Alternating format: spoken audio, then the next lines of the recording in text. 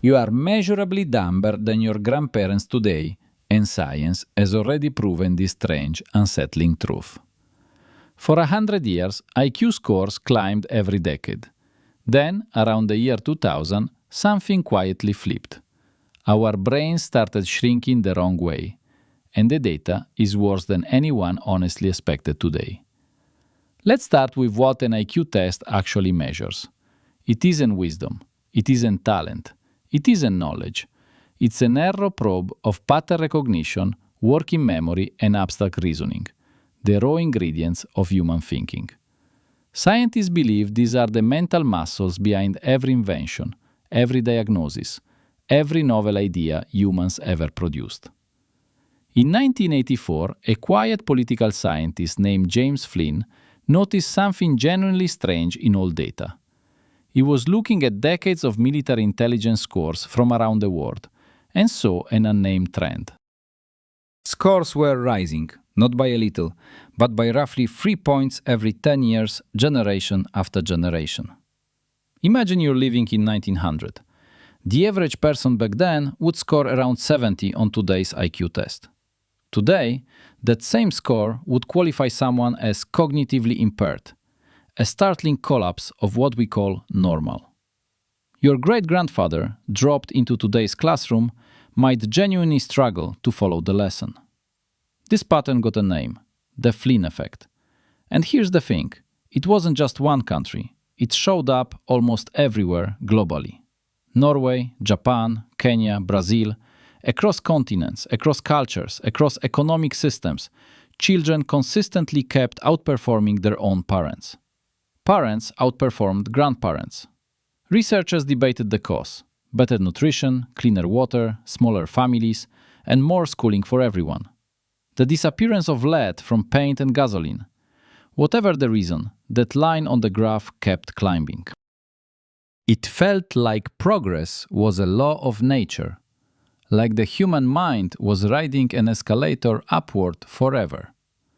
Then, around 1995, something quietly broke, and the first warning came softly from Norway, of all places. The Norwegian military has tested almost every young man in the country for decades, building a remarkably clean dataset.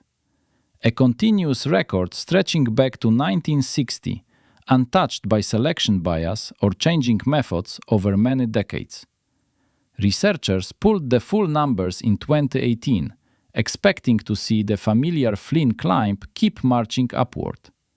The graph rose, peaked sometime in the mid-1990s, and then bent unmistakably downward.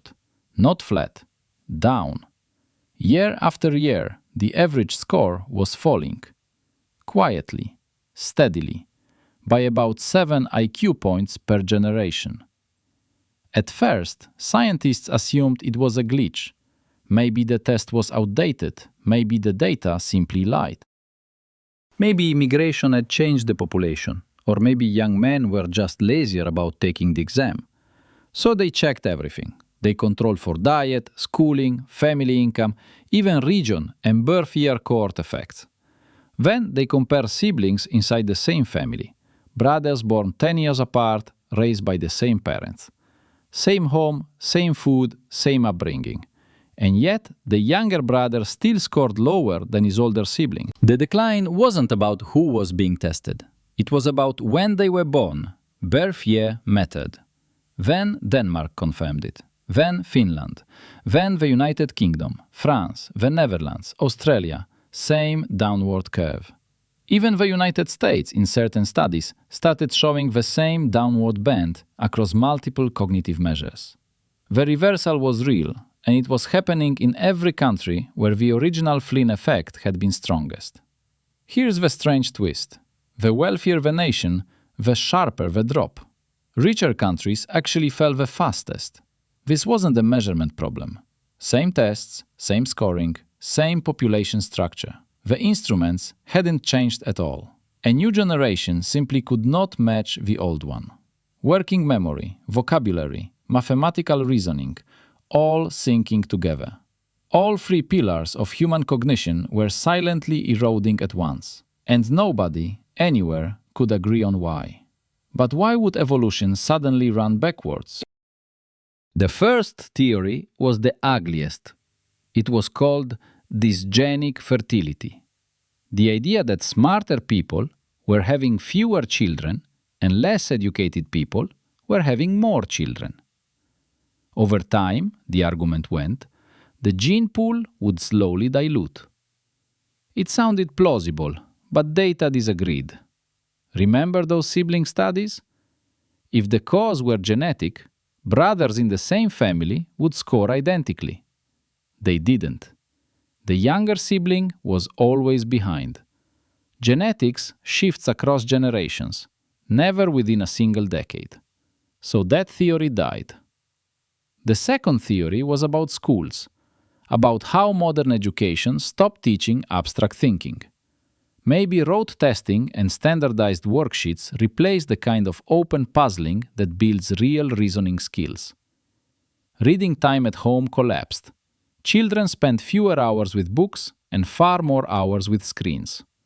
Studies show today's teenager reads for pleasure less than half as much as a teenager in the 80s. And long-form reading is the single best predictor of working memory in adults. And it's vanishing fast. But here's the twist. School quality alone can't explain a drop this fast, even with rising budgets. Even where literacy rates stayed stable, something else was happening in the background. Every home, every pocket. The third theory pointed at the screen. The shift from print to short-form video and endless swipes. From sustained attention to dopamine pulses every 9 seconds. Our brain adapts to whatever the environment demands. If it demands deep focus, the prefrontal cortex strengthens. If it rewards constant switching, the brain rewires. Plasticity has no morality, it just follows the load. Whatever trains your attention shapes who you become. Working memory began shrinking. Attention spans fragmented. Microsoft measured average adult attention span in 2000 at 12 full seconds. By 2015, it dropped to 8, shorter than a goldfish. Heavy multitaskers perform worse on cognitive tests. They score lower even when not multitasking. The damage persists. Yet none of this fully explains the dramatic speed. Here's the twist. It might not be that we got dumber. We may have stopped needing to be smart. Think about what your grandfather had to remember. Phone numbers, directions, recipes, the names of every neighbor nearby, the shape of the constellations, the route to the next town. He carried his cognition inside his skull. There was nowhere else to put it. Today, all of that lives in a glass rectangle in your pocket. Your smartphone has quietly become an external prefrontal cortex. It remembers for you. It calculates for you. It navigates for you. It even decides, through silent algorithms, exactly what you should think about next. The moment you offload a mental task, your brain stops practicing it. Use it or lose it. Neuroscience. In 2017, University of Texas researchers ran a now famous experiment about smartphones and human cognitive performance. They asked subjects to take a cognitive test under 3 conditions involving the location of their personal phone. Phone on the desk, phone in a pocket, phone in another room entirely. The results were genuinely brutal. People whose phones were merely visible scored significantly lower than those whose phones sat in a different room. Not using the phone, just being near it, the mind, knowing help is within reach, refuses to engage. Your brain was lazy, now it has permission to be even lazier. Convenience quietly trained surrender into your neurons. We stopped exercising the muscle of slow thought, reading a long book, sitting with a hard problem, holding 3 ideas in your head at once without checking anything. These were daily activities 1 generation ago. Now they feel almost uncomfortable, almost painful. And the damage starts earlier than you would actually believe. Children's vocabulary has dropped by roughly 20% since the year 2000. That's not an opinion. That's a real measurement from large-scale language studies conducted in the United Kingdom and the United States. PISA scores, the international test comparing 15-year-olds across countries, have been falling across the developed world. Reading, math, and science all bending downward in unison. Tablet-raised toddlers are showing delayed executive function now. That's the part of the brain that lets you plan, wait, and resist impulse when life tempts you. Pediatricians report children today have more trouble sitting still, following multi-step instructions, and inventing their own play. A child who has watched 10,000 short videos before kindergarten has trained a brain expecting constant entertainment. Reality cannot compete. Reality is slow. Reading comprehension has hit historic lows across every level of education. Teachers from elementary school to graduate seminars describe the same exact phenomenon happening daily inside their classrooms. Students cannot hold a 5-page argument inside their head. Even at elite universities, professors quietly admit defeat. The assigned reading list has been shrinking for years because students simply cannot finish what was once assigned. A book that took your parents one weekend now takes a month, if it ever gets read at all. Contrary to popular belief, this isn't about laziness, it's about wiring. A brain raised on swipes isn't worse, it's a different brain, one built for a different environment where old skills like patience and depth quietly vanish. But the complex world still demands them. Bridges need engineers. Patients need doctors. Laws need lawyers who read deeply. The pattern points to one invisible culprit. Environment shapes cognition more than DNA. Your genes only set a ceiling. Your environment decides how close to that ceiling you live. A modern life keeps you well below your potential. Every app, feed, and notification is engineered by behavioral science. Not to make you smarter, to keep you scrolling. Modern life rewards reaction and punishes reflection. The fastest reply wins. The shortest video wins. The hottest take spreads. Anyone who pauses, considers, qualifies, disappears into the noise. So the brain learns speed over accuracy, heat over light. And it's not only screens. Microplastics now appear in human brain tissue, including parts that govern memory and decision-making. Average sleep has dropped by an hour per night compared to a century ago. Your brain quietly pays that price. Ultra-processed food now exceeds half the calories in developed countries, linked to worse cognition and faster brain aging. None of these alone is decisive. Together, they form a quiet net, pulling the average mind steadily downward. James Flynn himself warned about this reversal before his death in 2020. He proved intelligence was rising. Then, in his last years, he became the man warning the world that intelligence had begun to fall. He spoke of a society that stopped reading, stopped thinking in long arcs, stopped expecting deep ideas. Flynn died convinced the trend was not inevitable, but reversing it requires what no modern culture will do: slow down. We are running the experiment on ourselves, with our own children as the test subjects. We do it in real time, with no control group, no ethics committee, no exit plan whatsoever. So, what does all of this actually mean for you, the person watching this video right now? Here is the part the headlines never tell you. The decline is reversible at the individual level. The same plasticity that softened your mind can sharpen it again. It just needs the right load. The brain that adapted to swipes can readapt to depth. Deep reading rebuilds working memory in weeks, not months, weeks. Studies on adults returning to long-form reading show measurable gains within a season. Attention span and verbal reasoning improve fast. Your brain remembers what it used to do. Just ask. Boredom, of all things, restores the default mode network, that quiet background system humming inside your brain. It powers creativity, planning, and quiet self-reflection. But it only switches on when nothing else is competing. When you stand in line without your phone. When you walk outside without headphones in your ears.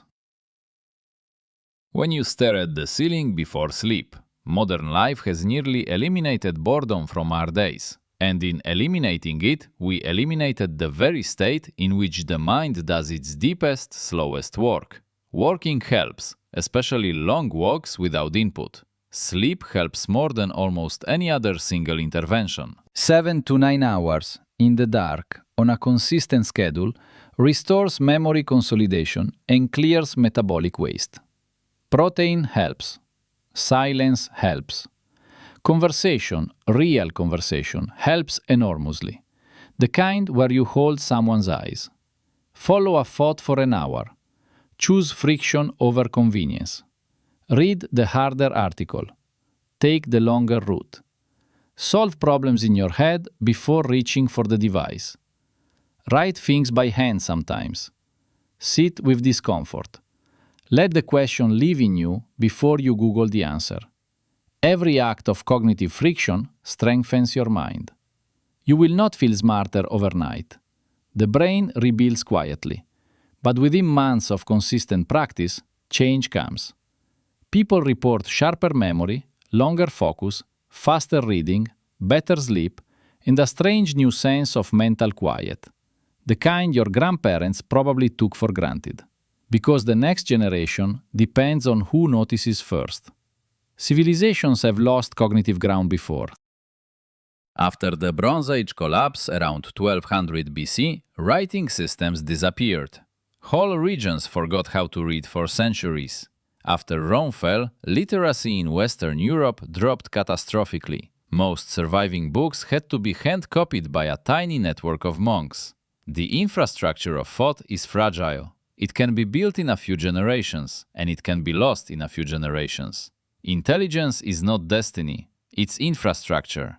Books, schools, quiet rooms, parents who model thinking, a culture that respects depth. Remove any one of those supports and the structure bends. Remove several at once and the structure falls. So the open question is this: are we the peak of a century-long climb, looking down at a slow decline? Or are we the pivot, the generation that noticed the line bending and chose to bend it back? Nobody yet knows. The data is being written by what you do this week, next year, by every hour you choose a book over a feed. By every conversation you let breathe slowly, by every problem you let your own mind solve before reaching for help. Every small choice counts. There's one related mystery that changes the whole picture. Attention span itself is collapsing, even faster than IQ. And the science behind that collapse is even more unsettling. If you want to understand what's happening inside your focus and how to claw it back, watch the next video on the attention crisis. It builds on everything here. Before you go, one real question. When did you last read for an hour without checking your phone? Write the honest answer in the comments. Just the number, no judgment. Just noticing where you are today. If breakdowns like this help you think more clearly about the modern world, consider subscribing for more quiet science, more slow ideas,